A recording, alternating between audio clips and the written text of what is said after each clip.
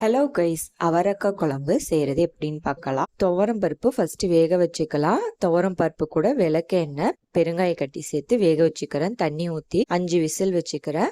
அவரைக்காயை wash பண்ணி வச்சுருக்கேன். இப்போ குழம்பு வைக்கிறதுக்கு 4 மிளகு, கொஞ்சமாக சீரகம், கொஞ்சமாக சோம்பு எல்லாம் சேர்த்து நல்லா இடிச்சிக்கலாம். அதுலேயே சின்ன வெங்காயம் 2 கைப்பிடி சேர்த்து இடிச்சிக்கிறேன்.